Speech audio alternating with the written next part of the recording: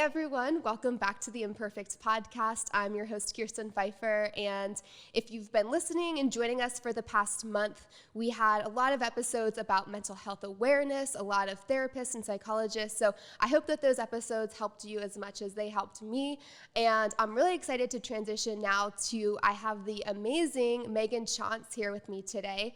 She is a writer and a former missionary who's worked a lot with sex trafficking victims, so we're going to talk about that.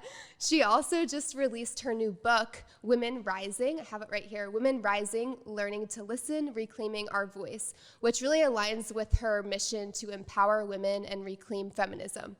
The book really deconstructs the ways in which systems of injustice have held all women back, whether it be in sex trafficking or women in situations of perceived privilege.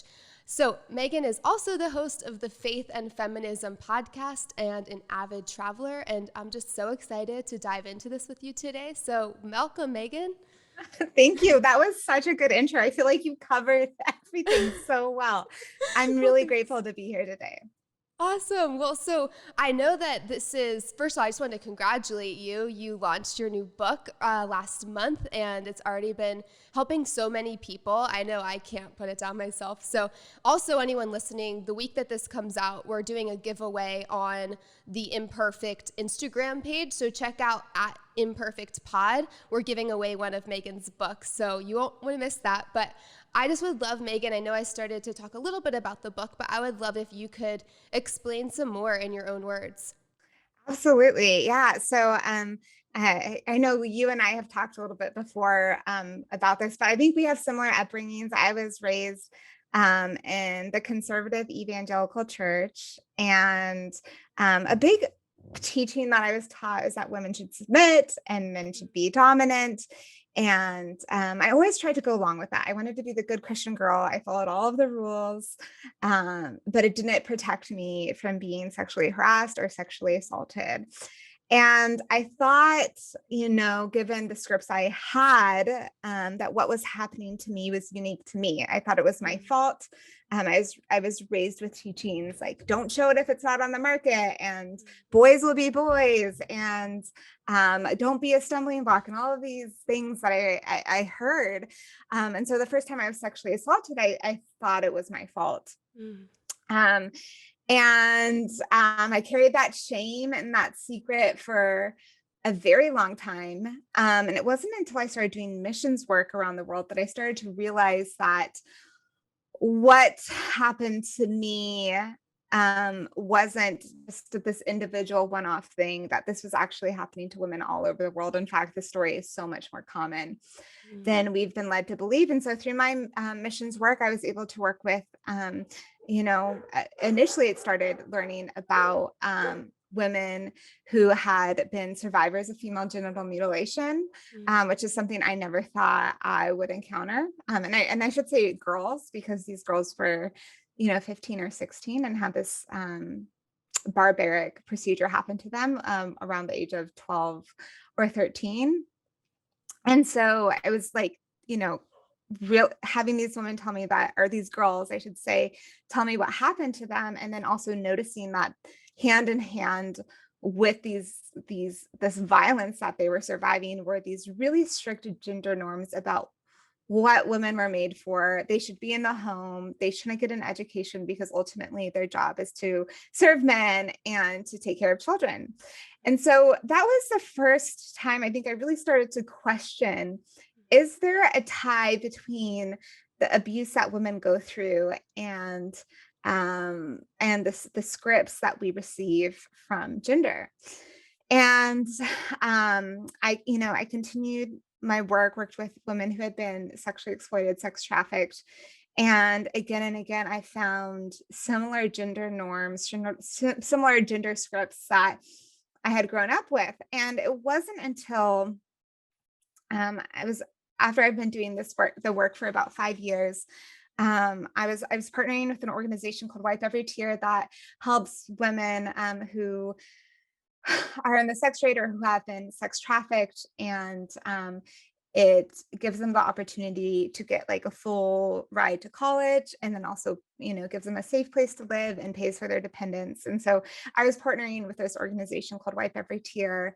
And we were in the bars in the Philippines. And the setup there is, it's primarily men from wealthy nations. So, a lot of European men, a lot of American men, Canadian men, Australian men.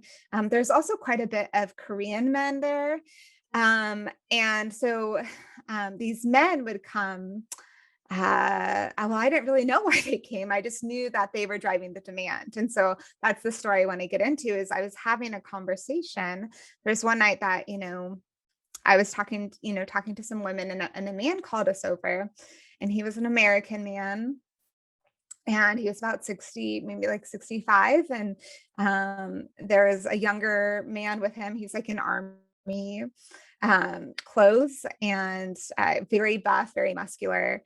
And they started asking us why we were there. And so we started explaining, we're here to, help them get a college education if they're interested, to get a safe house if they don't feel safe here. And explained all of this, like, oh, that's so great, like, good for you. And we turned the question back on him, like, why are you here? And the older man, the one who was about 65, he also had a young girl underneath his arm. And he said, I come here to get the respect that I deserve. He went on this really long tirade about how women didn't know their place in the United States, and that they were too uppity. And he came here to get that respect that he was entitled to as a man, that he deserved as a man. And he kept on saying that women here were raised right. And of course, I saw so many problems with this. Of course, this quote unquote respect that he's receiving is forced. It's this woman doesn't have a choice. Even, there's the thing about sex trafficking, which you probably know, in the same area, you'll have women who have literally been forced into it by family members, as well as women who just have so few options that this is the only option that they have to survive. And so, there's quite a bit of debate, like, what is the choice there? But essentially there isn't choice, and it's a lack of options that always leads them there, even if they haven't been forced into it. And so, but women who have been forced and kidnapped are also there. And so it's just really hard to know a woman's story until you ask her. And so as he was describing this, I'm like, I wanted to just go off on him. Like, you are not getting respect. What you're getting is like forced servitude. A woman is trying to survive and you're exploiting her. And I wanted to explain this, but I knew he wouldn't listen. But as he went on, he just literally just went off on this tirade. I was like, something about this seems really familiar to me. What he's saying seems really familiar. And then it just hit me like a ton of bricks that what he was saying was something I would have heard in my church growing up, about men needing respect at all costs and women being there to meet those needs of respect and to be subservient to them. And it just, it changed everything for me when I realized that this man who is buying sexually exploited women is saying he goes there to get the respect that he deserves. And, I was about to get married. I was 3 weeks away from getting married. People were recommending the book Love and Respect to me. And the whole premise of this book is it literally says in the book, husbands should get respect whether or not it's deserved or earned. It should be given with no conditions. And so I think it was just God had just brought me to that moment to see that the teachings that I was taught, even if this man wasn't a Christian, I don't know if he was, I don't know if he would have claimed that, he was certainly talking like Christians that I knew, or that Christians that had been recommended to me. And so it was this moment where I realized, if I continue to go along with these gender scripts and these gender norms, where I'm silent and I don't speak up, and I'm seen and not heard, and I make myself sexually available to my husband at all times, that this is not actually helping me or anyone. It's actually being complicit in a system that causes harm. And so I quit my job. I know so much of the church like wants to help sexually exploited women and trafficked women, but I don't think that a lot of us realize that ultimately what's driving this is extreme power differentials that we find that are created by these biblical gender roles we have. And so to further nail this point home, I started looking into the reasonings of why sexual assault happens. And sex trafficking, it stands to reason that the same things that cause sexual assault can also cause sex trafficking, a lack of choice, a lack of consent. And it turns out, studied by so many different people, that sexual assault is actually about power dynamics. It's about one party wanting to dominate and control the other party. And that's what I saw. That's what I heard. And it's also what's driving statistics that 1 in 3 women in the United States are the survivor of assault. Between 1 in 5 and 1 in 6 are the survivor of rape or attempted rape. And so it was just this profound realization that if we are going to make a difference, we have to address these gender scripts that create enormous power differentials between men and women. Like I referenced before, there's studies done by this. One of the women who does this, her name is Lynn Yonak. She's a psychoanalyst. And she says sexual assault far and away is due to the perpetrator's need for dominance and control. And this is literally what the church was teaching young boys. And it was teaching me to give that dominance and control to men. And so often when survivors of abuse come forward in the church, they're told to submit more, that we weren't submissive enough or this wouldn't have happened. But of course, that doesn't protect women, because it's the system of having power over one of these extreme power differentials. And so, I quit my job, started speaking fiercely for women's rights. And what is women's rights but feminism? I know a lot of people are afraid of that term, but if you look at the dictionary definition, it's the equality between men and women. And so I've been on a mission to reclaim feminism for the Christian faith. I was raised to believe it was evil, that feminism was bad, but I saw firsthand how important feminism is and how important it is that we fight for women's rights and see them as full people and see women as full people and not objects. And so, so I quit my job, wrote a book, started a podcast called Faith and Feminism. And that's something I'm going to be probably working on for the rest of my life, because I refuse to see another, if there's anything I can do to address these extreme power differentials, I'm going to do it, because there's way too much harm happening due to that. And so that's why I wrote the book. That is so much to unpack there that I'm like, where do I even start? But I think that's incredible, the journey that you've been on. So thank you for sharing that. But so much of it really does come back to that power dynamic. And I think I've noticed in my work, working in the anti-trafficking world, it's really hard, sometimes even for myself, to feel connected to, I never have been in a situation, obviously, where I've been trafficked, but it's when you look at that, there's these patterns of injustice and the ways that women have been oppressed, whether it be in the church or just in society. You see these patterns, you can't help but want to rise up and start to use our voices, because, it really is just this need for power and this power dynamic. And so especially when it gets talked about in the church of like, wives submit to your husband and everything you've talked about, that is so not the heart of God. I mean, when you look at the Bible, and I know everyone listening to this may or may not be Christian, but when you look at the Bible, there are so many strong women of faith. I know you talk about it a lot in your book, but there's like Esther and all these incredible women. And if God wasn't for women and didn't believe in empowering women, then why would that be included in his story? Why would Jesus continuously be there for the women at the well and really empowering these women throughout history? So I think that so many times only part of the story is told, because the things that are pushed in the church is really not necessarily God's heart. It's human beings wanting power. And so they tell only part of the story that will serve them. And so getting to the human trafficking thing, only part of the story is told a lot of times. Oh my gosh, there's 40.3 million victims worldwide, but we don't talk about the fact that there's 40.3 million victims that supply. Where's the demand coming from?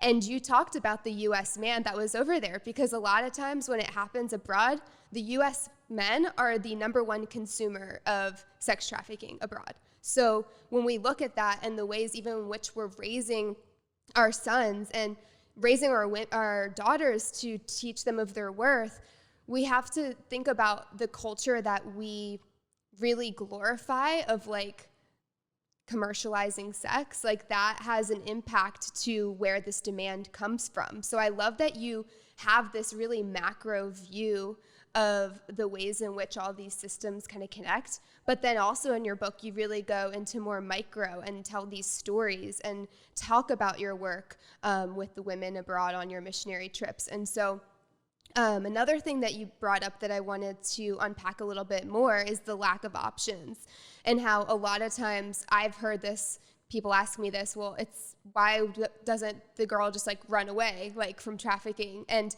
it's because there's a lack of options. And so a lot of times, whether it's kidnapped or someone, you know, being in that life because they need to provide for a child or they don't have anywhere else to go, and traffickers come in and they see that and they exploit that, there's no options there. And a lot of times that's what it comes down to. And so whether it's in trafficking or in our privileged lives, so quote unquote, like there's men and people wanting to give women a lack of options. And so I think I was in Kat's podcast that you mentioned this, but you talked about the 3 Ps of like women should be pursued. Yeah. So can you talk about that, and then like how that relates to vulnerability and lack of options within the trafficking world too? Yeah. So, I mean, I guess I'll first start with like the scripts that were given. It's so interesting. We really, I think as Americans, we're so taught to see things on an individual level, especially I should say white Americans. And if you're coming from the white evangelical church, everything is kind of painted as like an individual system or individual sin. You don't really hear about systems. Everything, like if something bad happens, oh, that man just struggled with so-and-so, or that woman just struggled with so-and-so. This is an individual issue. But what we fail to see that there are a lot bigger systems at play, much bigger systems. And it's so funny because I feel like the Bible talks about it. It says in the Bible that, our struggle isn't against flesh and blood, but against powers and principalities. And I think what is powers and principalities, but white supremacy, racism, patriarchy, all of these really big systems at play that exploit people. And I think that's what my battle is my battle is not against people. My battle is against the system of patriarchy that exploits so many women. And so you were talking about the 3 Ps, something that I heard way too much, even when I was, thank goodness I'm married now, but like when I was in the Christian dating scene, my goodness, I heard all of the time that men were supposed to be the provider, the protector, and the pursuer. And women, and they never really said what women were supposed to do. They're like, I'm the provider, the protector, the pursuer. And like, okay, so what does that leave women? Okay, if they're not the provider, I guess they're kind of vulnerable because they're not supposed to provide for themselves. They don't have autonomy to provide for themselves. If they're not, if they're being protected, that means they can't protect themselves. And again, they're vulnerable. And if they're supposed to be pursued, that means it kind of takes away the choice of them pursuing what they want, the things they want, or the careers they want, or even the men they want, or women, whatever it is. When you are the pursued and not the pursuer, that inherently creates power differentials and a lack of choice. And so I think so often we hear phrases like this and like, oh yeah, it sounds great. But if we think about, okay, if he is supposed to be all of these things, what does that leave me? And it really needs to bring up the conversation that both should be the provider, the protector, the pursuer. You should be free to function as God created you. And it's so interesting because I've been married now for 4 years. Obviously, I have an egalitarian marriage. I was not interested in being bossed about by a man and staying home. And man, I had fire in my bones for women, for the rights of women. And so it's interesting because like there's freedom. So there's some things that I think do fit those gender scripts. Like, for example, because I'm an author and I'm a small time author and I'm a podcaster, I don't make that much money. I make hardly any money. So in that way, my husband is paying the bills, but in so many other ways, like I'm taking on, these masculine traits. Like I do the yard work, I do, and so I think there needs to be freedom. That doesn't mean that as a woman, I can't make the big bucks, but it doesn't also mean that, it's bad if my husband is the one bringing in the money. And so I just think there needs to be freedom the way we function as a team. And so I hope one day that, I'll be making more money, but for now, I'm so happy to do work that really matters. And who knows if people are ever going to care enough about it so I can make, a lot of money doing this. And of course, that's not why I do it, And so my husband constantly says, my job is to bring in money so you can do work that he says is more important. So all of that to say, this is not to say that condemning people who might be a stay-at-home mom. If that's what you want to be, go for it. That's amazing. But if you also want to be a career woman, go for it. I just think there needs to be the freedom of choice. And when we sandwich men and women into these roles, I think it really stunts what God could be doing with them, and what God wants to be doing with them. And I think it's really harmful. And so I can talk even on, and this is not just in the church, this is a societal thing. The idea that men are not supposed to express their emotions, right? They grew up with phrases like, don't be a sissy. First of all, that it communicates that being feminine or expressing emotions is bad. So number one, we're learning from a young age that being a woman is bad, expressing emotions is bad. You don't want to do that if you're a man and you want to be strong. But then we have to understand that when we only give men the option to express their emotions through anger or some kind of dominance, this should not be surprising that we live in a society where so much of the violence is perpetrated by men. So if we're looking at mass shootings, I think it's 98% of mass shooters are male. And we need to ask the question, why? Is it because men are like born more violent? I mean, some people might say that, but I don't think that's true. I think they're being conditioned to not have emotional health. And then when they are struggling, to express those emotions in a way that could be violent. And so there's also a much higher suicide rate for men. Again, and I think this is due to the fact that our society tells men that they can't express emotions and they need to be strong and dominant and tough all the time. We already talked about how this harms women and the sexual assault, but it also harms men. And we already talked about how, again, studies show a need for dominance and control is what is causing sexual violence. But it's not just hurting women, it's hurting men as well. And so I think that's really important that we talk about it. And so the second thing you wanted to talk about was this like idea of lack of choice. And I will again say we have been trained not to see systems at play and understand how everything is actually connected.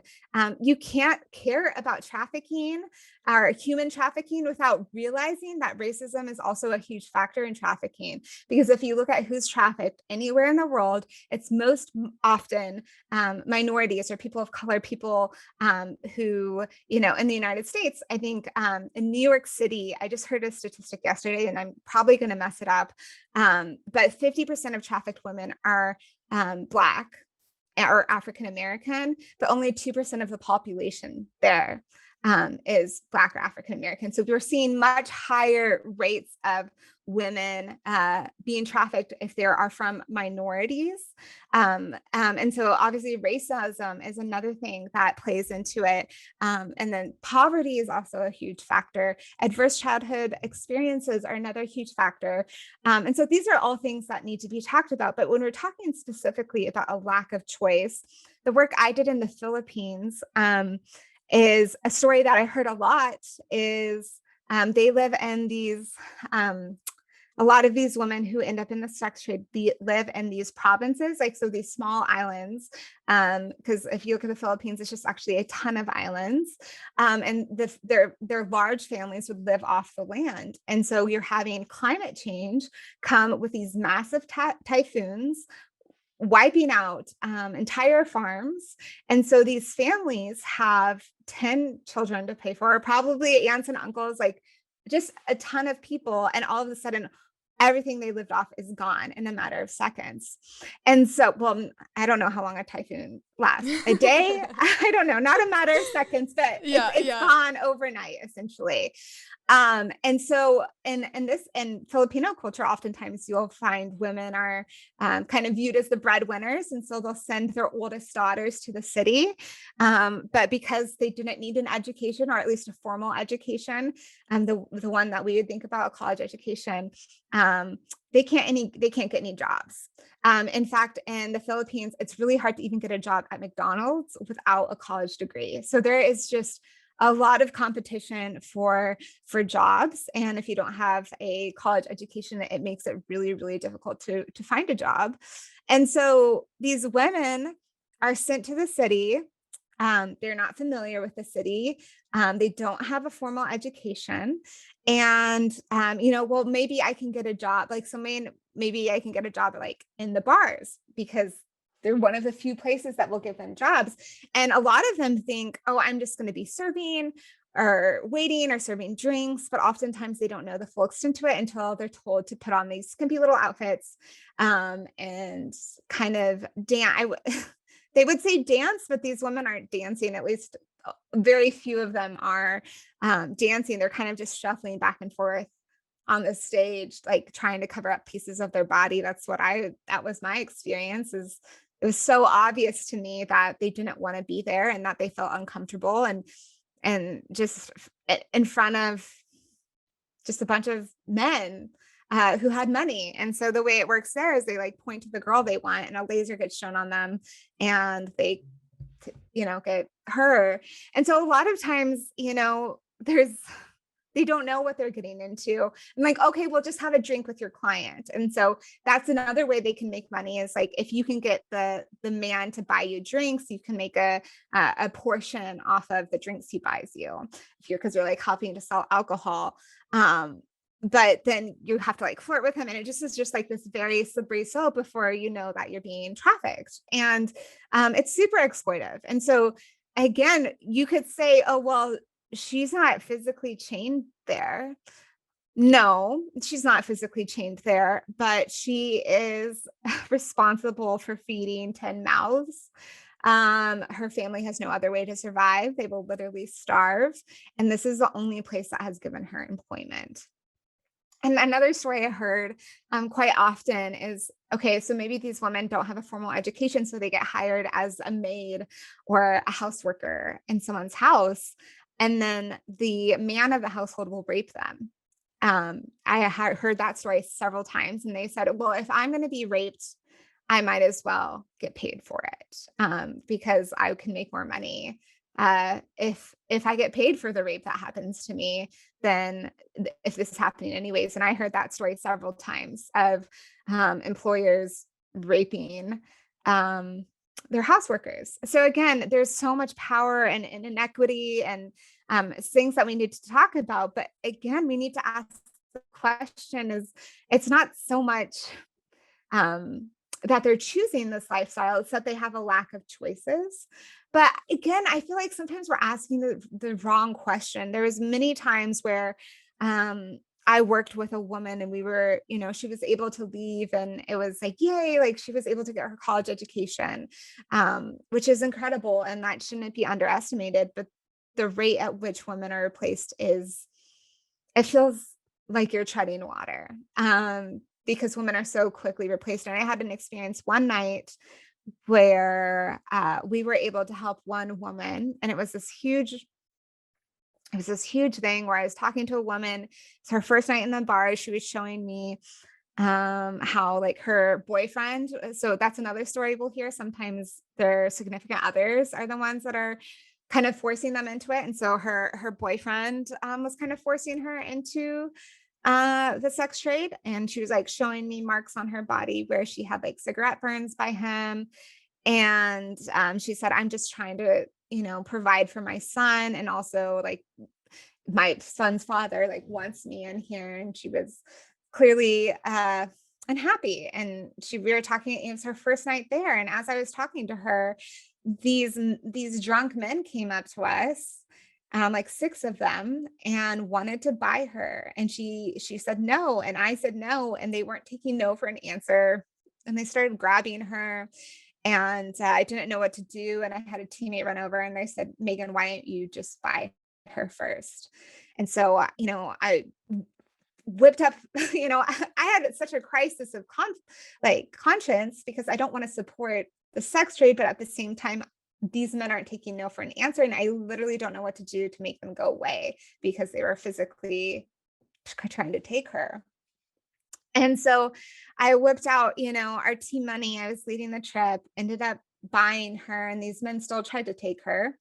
And so I got in a fight with the bar management, and I was like, she's mine, which is just a crazy argument to have in the first place. And I eventually won that argument. And these men are now really drunk and really, really angry. And in their anger, they just pull another girl off the stage.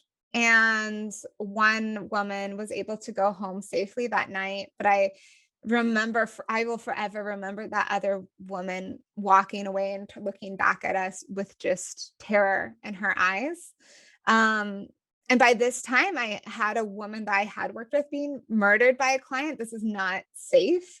There's a lot of physical violence that comes on, and a lot of murders that happen, but those aren't prosecuted because so much of society uses these women as disposable.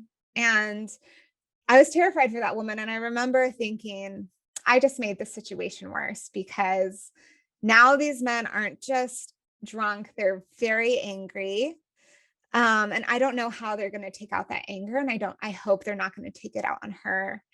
But it was just this crisis I had of like, literally in the span of half an hour, this woman that we were able to help was so quickly replaced. And that's when I really knew that we needed to fight the demand, because that's the work I feel that I'm called to. And how do I fight the demand? But by fighting patriarchy. And when I talk to these men, when I understand what causes sexual assault, it's power differentials, it's the need for dominance and control.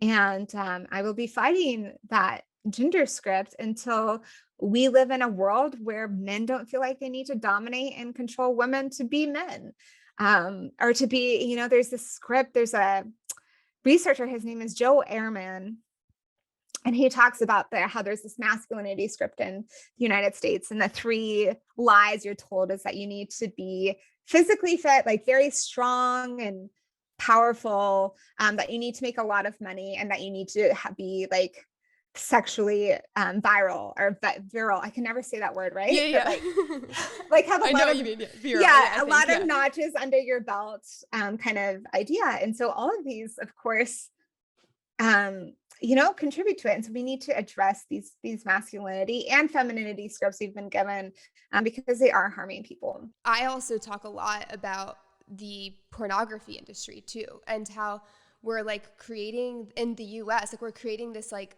insatiable desire for sex, which is like not what sex was created for. And so people are like looking to places where they can fulfill this need. And so then when you ask like, how are so many people purchasing sex and like demanding that supply, a lot of it comes back to those root causes of like the culture that we create and the ways in which we sexualize women from a young age, and even the media and the way that we show women and also men dominating in that. And so also you brought up a really interesting point with like women being told to not, or men being told not to be too emotional, but they're allowed to be angry. And I think women a lot of times are told not to show anger. And whether you're in the church or not, this is true. And I have evidence of it because in my acting class, time and time again, the things that men struggle with is they can't get emotional in scenes. And women can't get angry in scenes. And my acting coach always says, like, if you can't do it in your real life, you won't be able to do it in your acting life. So when you look at these patterns of like, why is it so hard for women to get angry in scenes and why is it so hard for men to get emotional? It's because we've been conditioned from a really young age. And so our brains are like protecting us as like a defense mechanism. Like if I'm too angry, something bad is going to happen. If I'm too emotional, something bad is going to happen. But our emotions are there to signal something. I actually talked about this recently in an episode about emotional health, and the more that we suppress it, it becomes like this volcano, and then that energy has to go somewhere. And so that's why far too often we see it resulting in this violence and this sexual assault. Thank you for sharing those stories too. That's like, it is this like conundrum of how do we help and not make things worse. And I think a lot of times it does come back to these systems and creating education and awareness around that. So I'm actually going to share an excerpt from the foreword because I think it's so beautiful. Carolyn Custis James, is that how you say it? Custis James? Carolyn Custis Yeah, James? Carolyn Custis James, yeah. So she said, ironically, the women and girls Meghan set out to help became her teachers, as she sought to rescue women and girls from trafficking and abuse to see them flourish in God's love. In the end, they rescued her. They opened her eyes to embrace God's greater vision for all his daughters and freed her to unreservedly embrace God's calling in her own life. That just like gave me so many chills and almost brought me to tears because I had a really similar experience, and a lot of times people ask me, like, why are you obsessed with human trafficking? I'm like, I had an experience 3 or 4 years ago. I was on a missions trip in Guadalajara, and I was at this orphanage, girls' orphanage, and at the end of the day, I found out that a few of the girls that I had really been, like, connected with were survivors of trafficking, and I just lost it because they had so much, they didn't seem like victims or survivors to me. Like they had so much love to give and they were so open and in a way that I even wasn't. And I just sat and I thought about it and I'm like, the only thing separating me from these girls is that I was born into a family that protected me and they were born into a family that exploited them. And that kind of started this whole like journey of me really using like what I've been given and the experiences I've been given to be a voice for the people that don't have a voice and realizing that we are so similar. And so that's what I've loved to see about your journey is that you notice like as women, as humans, like we all fundamentally are really similar, and that just because I was born in privilege means that I'm not living in this life. And so with that, and like me kind of coming across that journey of learning to use my voice more to advocate for people that can't advocate for themselves. Your book is called Learning to Listen, Reclaiming Our Voice. So for you, what was the pivotal moment when you learned to reclaim your voice? Was it working with those sex trafficking victims, or was it in your personal life, or what was that? I'm sure it was a culmination of things, but what was that like for you? Yeah. So, I think it was the reason I wanted to have my subtitle is learning to listen, because I think it's so essential before we try to help anyone to understand that we need to listen first. And so I actually talk a lot in the book about this concept of white saviorism, this concept that I had because I was raised with it. This idea that because I'm a white evangelical woman, that I can fix people's problems. And there's a point in the book that I talk about where I kind of come head to head with the fact that I wasn't actually taking the time to listen, and I wasn't actually taking the time to understand the factors that came into play of why women were being exploited or oppressed.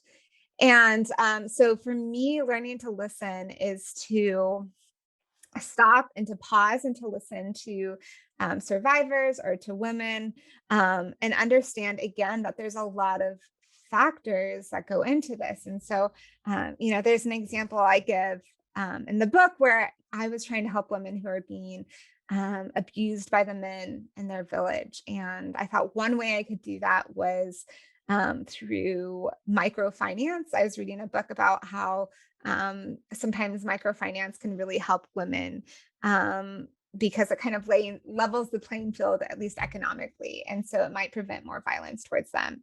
And so I was actually put in charge of, or put in touch with this microfinance guy who's in charge of microfinance in Africa. It was called the Kibo organization. And, I sent him this email, which I still cringe when I think about it. But it said, I've encountered these women who have been telling me that they are being abused, physically beaten by the men in their village. And they're uneducated. I said something like they were uneducated and they needed help. And it was assuming a lot. It was pretending like I knew the reason that this was happening. And so he actually emailed me back and he said, "Who are you to say these women aren't educated? Their education looks a lot different than you. They, have learned how to live off the land in drought. They have learned how to survive. Do you know how to farm or anything like that?" Of course I didn't. And so he really challenged a lot of the assumptions and kind of reminded me that I'm not the savior. And if I really wanted to make a difference, if I really wanted to bring microfinance to this area, there was a lot more work and research and questions I needed to ask. And the truth was, like, I wanted a quick and easy fix. I wanted the violence to stop. But so often there's not a quick and easy fix to these things. And certainly this random girl who's going to be in this country for a couple of weeks is not able to fix a problem that's been there. I didn't ask how long it had been there, but probably a while. And so that was kind of a time I realized that I needed to pump the brakes, that I needed to ask questions. And so it even brings up some of the problematic things we've heard about in missions, right? Is we kind of are trained to think we can go pray a prayer and change someone's life. But man, I wish it happened that way, but I don't think that's true. There's, again, a lot of systems in play that can lead to the exploitation and vulnerability of people. And oftentimes we might even have a hand in that. So what's happening in Latin America, there's a lot of instability. But if you look into the history of a lot of these Latin American countries, for example, Chile, my husband and I were in Chile in 2019. We were just traveling, but we were there during these mass protests. There were international news. And we wanted to know what they were protesting and why, and to understand the people and stop and ask the question, learn to listen to them. And what we found is they were really fighting for a new constitution, because the constitution they currently had was written under a military dictator that had come into power. His name is Pinochet. But the reason he came into power is because there was a democratically elected man. He was a socialist in South America, and the United States didn't want a socialist country with Chile. They didn't want them to be socialist. And so they supported a military, this is history, a military dictator to take over. So we supported a military dictator, the United States did. And that was I think it was in the late 80s.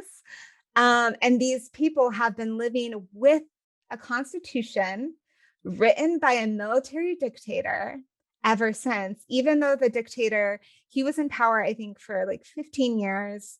And even when he, got out of power, and it was a bloody takeover, they killed a lot of people. Even when he was out of power, he was still very high in the government. And so again, part of, if I wanted to, I wasn't trying to help in that situation, but say I wanted to be I want to be with these people and understand what they're upset about. I can't understand the history or help these people until I understand that my government interfered in a democratic nation and supported a military dictator who killed people to take over the nation. And so, of course, it wasn't like the United States moved in, but what we did is send a lot of funds and support. And in fact, if you go, a lot of the there's still trying to get, so a lot of the, they're called war criminals. Chile is trying to get war criminals extradited from the United States to Chile to serve time, but they're not being the United States won't extradite the people.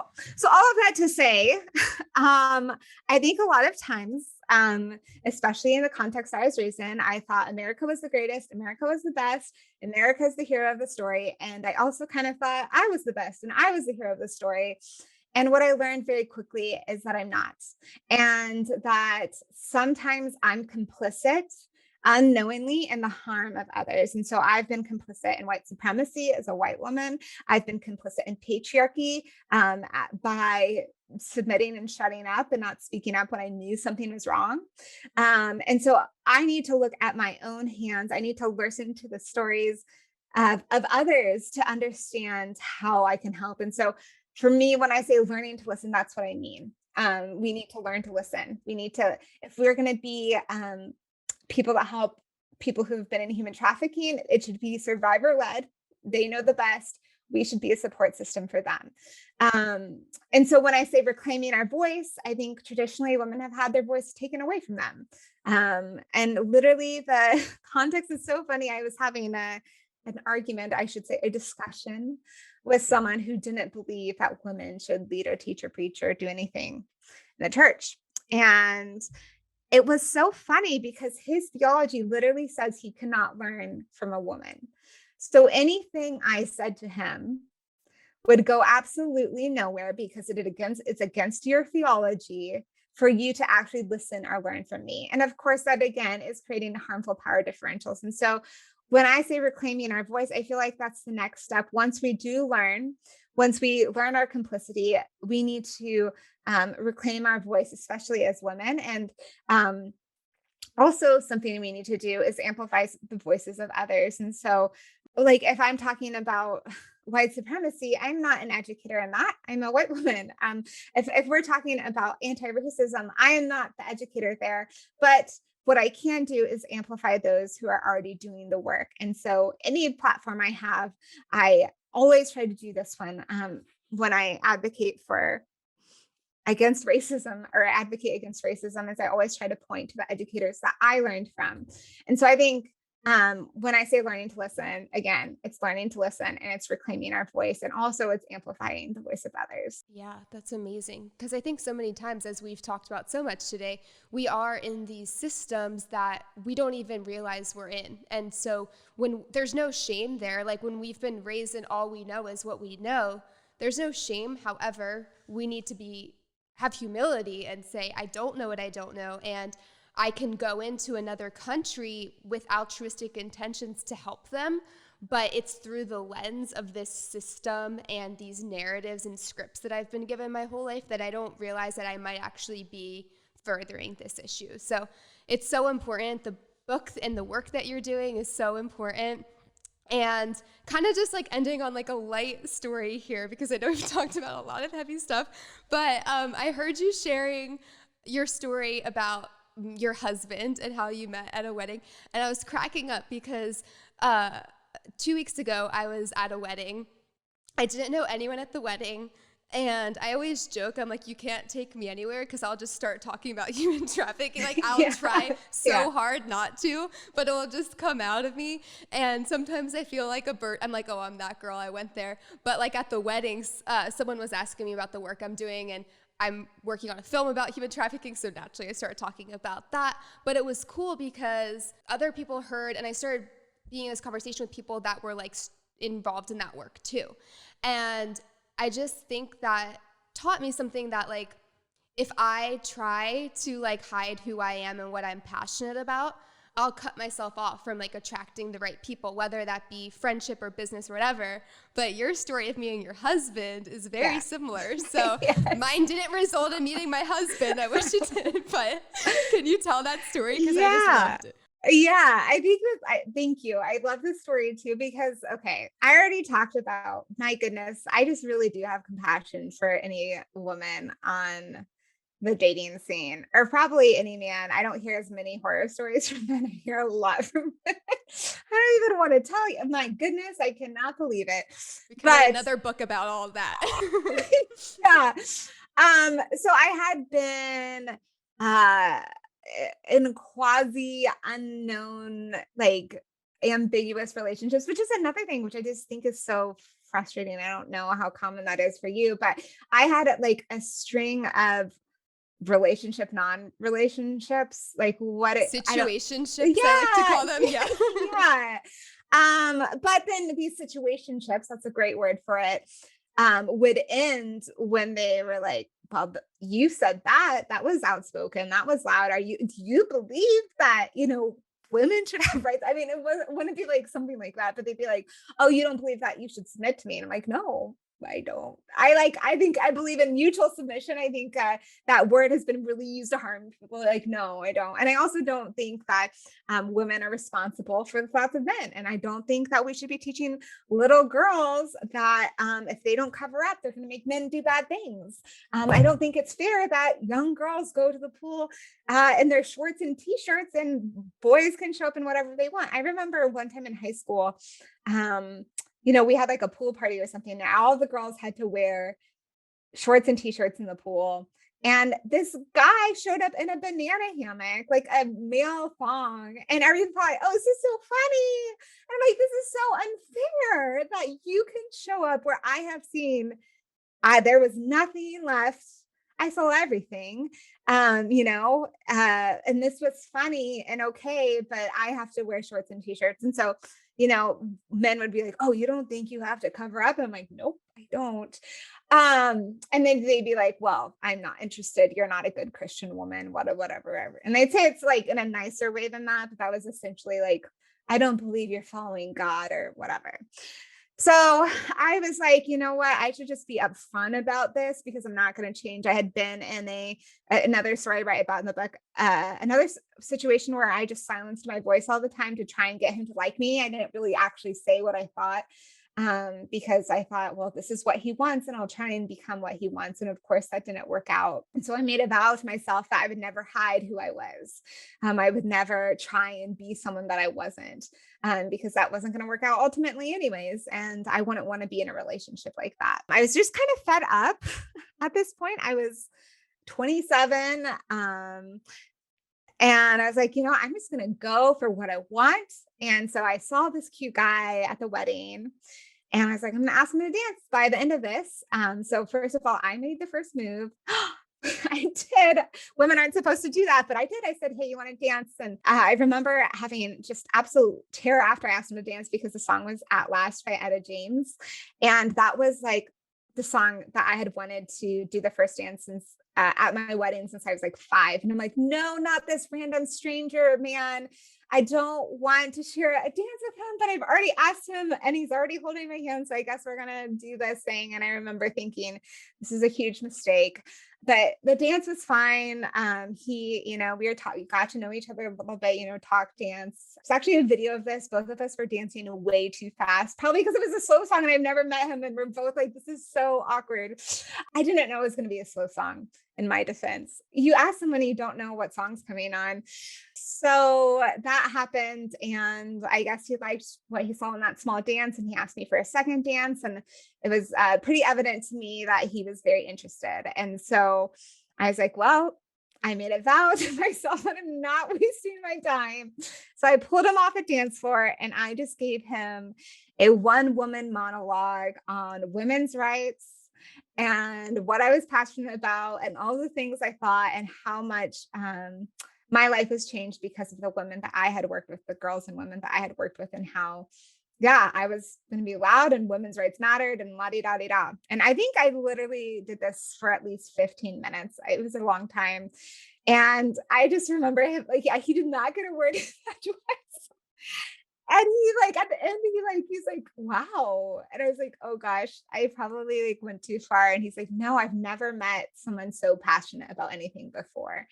And he was a goner since then. And so, I mean, the rest is history, but all of that to say is I don't think any of us, men or women, should hide who we are to try and get someone to like us, because ultimately that's not going to be, like you said, attracting someone that you want to be with. And so my partner, Dustin, he is the best partner, support system I think I could have ever had. I absolutely cannot do this work without him. He reads my hate mail.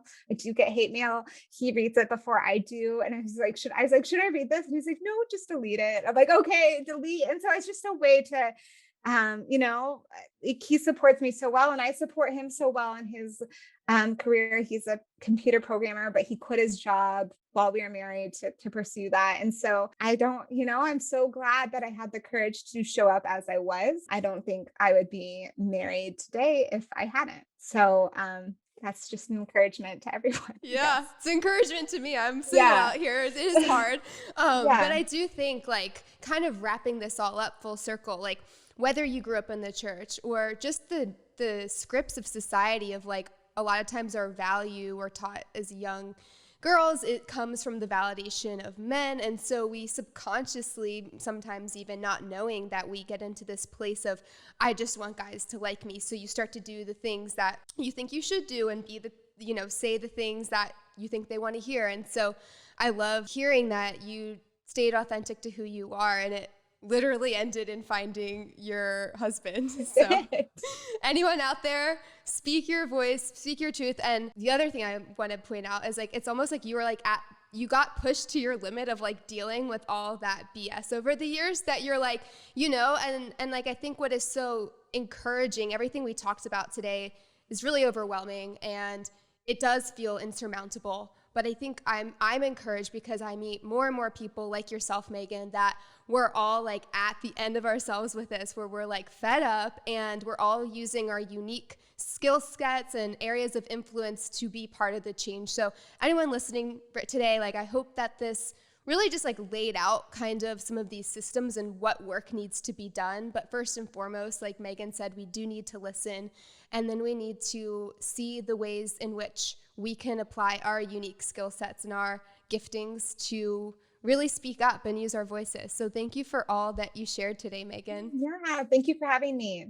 Of course. And where can people, like I said, I'm doing a giveaway with your book on my Instagram, but where can anyone else listening find your book and connect with you? You can get it anywhere that books are sold.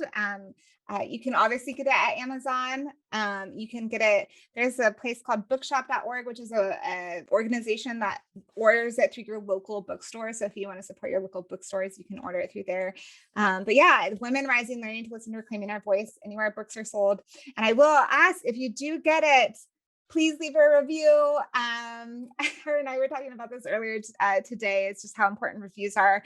And also, I get haters, so you could help cancel those out. I get hate mail and hate comments. Yeah, mean things. I got an email the other day. This one I didn't catch, or the Dustin filter didn't work. I didn't know what it was going to be when I opened it. But this man actually told me to repent because I didn't know Jesus. And then he ended it by saying that he could tell from my face that I was a whore, and if I hadn't been raped yet, I should be raped. And this was in the same sentence. Yeah, the same paragraph about how I need to find Jesus. So if that does not illustrate my point of misogyny in the church, I do not know what does. And so I took that hate mail and I shared it everywhere. And I said, this is why I do the work I do. And I hoped it helped me sell some more books, because that's what we need to do. But anyways, anywhere you can find, Women Rising, Learning to Listen, I would love it. Well, I'm so sorry, but I will just encourage you and say that's how you know you're on the right path. If you have haters, you're doing something right, and you're offending people because they know that there's something in them that's feeling uncomfortable because they're part of that system. So keep doing you, girl. I'm really grateful for the work that you're doing, and thank you so much for being with us today. Yeah, thank you. And thanks everyone for listening. I'll see you next week.